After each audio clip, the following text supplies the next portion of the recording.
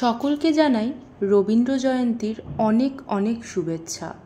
বাঙালির আনন্দ, দুঃখ, প্রেম, বিরহ, আবেগ তথা সকল অনুভূতির বহিঃপ্রকাশের এক অন্যতম মাধ্যম রবি ঠাকুর। তাই বাঙালির ঠাকুর রবীন্দ্রনাথ ঠাকুরের ১৬৩তম জন্মবার্ষিকী উপলক্ষে আমার বাবার একটি নিবেদন আপনাদের সামনে তুলে ধরলাম। সকলকে জানাই আমার এবং আমাদের পরিবারের পক্ষ থেকে রাবীন্দ্রিক প্রণাম। আমি আজ এই দিনটাকে স্মরণীয় করে রাখবার জন্য আবৃত্তি করছি বিশ্বকবি রবীন্দ্রনাথ ঠাকুরের সোনার তরী। গগনে গরজে মেঘে ঘন বরষা, কুলে একা বসে আছি নাহি ভরসা। রাশি রাশি ভাড়া ভাড়া, ধান কাটা হলো সারা। ভরা নদী ক্ষুরধারা, খর পরশা।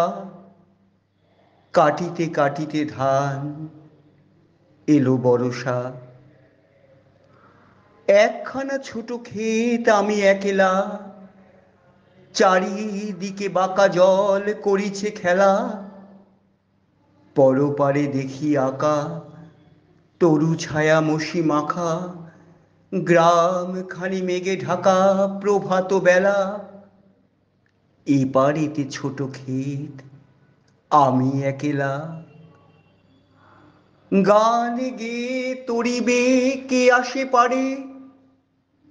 দেখে যেন মনে হয় চিনি উহারে। ভরা পালে চলে যায় কোনো দিকে নাহি চায়, ঢেউগুলি নিরুপায় ভাঙে দুধারে।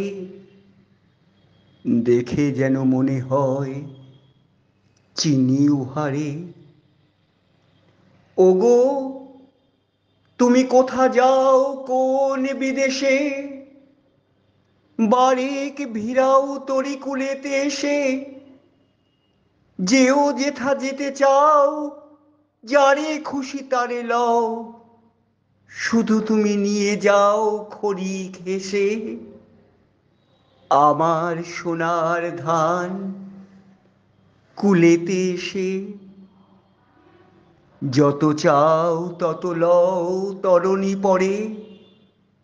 আর আছে আর নাই দিয়েছি ভরে, এতকাল নদী কূলে যাহা লয়েছিনু ভুলে।